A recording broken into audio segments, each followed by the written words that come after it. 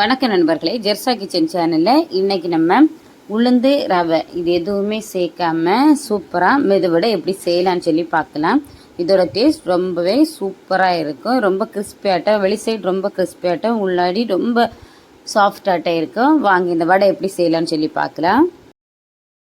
இந்த வடை செய்கிறதுக்கு நான் இப்போ 2 கப் அவல் எடுத்திருக்கேன். லேசான அவல் தான் நான் இப்போ எடுத்திருக்கேன். இந்த அவலில் சின்ன சின்ன கட்டி அப்புறம் உமி எல்லாம் இருக்கும். அதனால ஃபஸ்ட்டு இதை தண்ணி சேர்த்து நல்லா அலசி எடுத்துடலாம். இப்போது லைட்டாக இது சாஃப்டாகி இருக்குது. இனி கொஞ்சம் தண்ணி தெளிச்சிடலாம். இதில் கொஞ்சம் தண்ணி தெளித்து இதை அப்படியே மூடி வைக்கலாம்.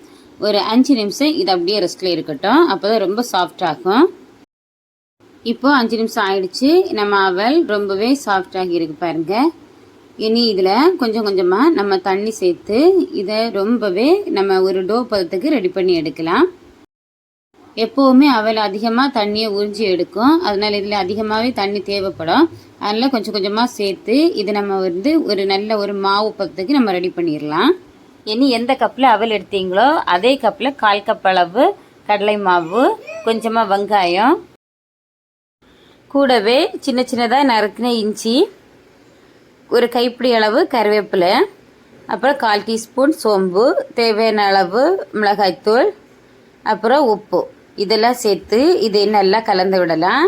கலந்து இன்னும் இது அதிகமாக தண்ணி இழுக்கும். அதனால் இன்னும் தண்ணி சேர்த்துக்கோங்க. தண்ணி சேர்த்து நம்ம மெதுவடைக்கு எந்த மாதிரி ரெடி பண்ணி எடுப்போமோ அந்த அளவுக்கு ரெடி பண்ணி எடுத்துக்கோங்க.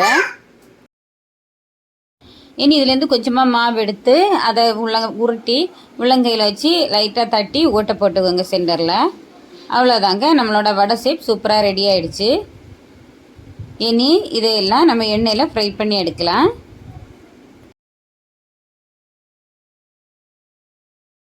இந்த வடை செய்கிறதுக்கு நமக்கு டைம் அதிகம் ஆகாது. உளுந்தெல்லாம் ஊற வச்சு நம்ம அரைக்கணும்னு தேவையே இல்லைங்க. சட்னி ரெடி பண்ணி எடுக்கலாம். இதோட வெளி சைடு ரொம்பவே முறுமுறுன்னு இருக்கும், உள்ளாடி சாஃப்டாக இருக்கும். டேஸ்ட் ரொம்பவே அட்டகாசமாக இருக்கும்.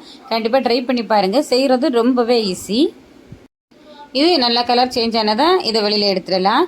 அவ்வளோதாங்க, இப்போ நம்மளோட சூப்பரான அவல் வடை ரெடி ஆகிடுச்சு. இந்த அவல் வடை உங்களுக்கு பிடிச்சிருந்துன்னா லைக் பண்ணுங்கள், உங்கள் ஃப்ரெண்ட்ஸ் எல்லாருக்கும் ஷேர் பண்ணுங்கள். மறக்காமல் சப்ஸ்கிரைப் செய்துட்டு பக்கத்தில் இருக்கிற பெல் பட்டனை கிளிக் பண்ணுங்கள். வீட்டிலேயே சமைக்கலாம், நலமாக வாழலாம்.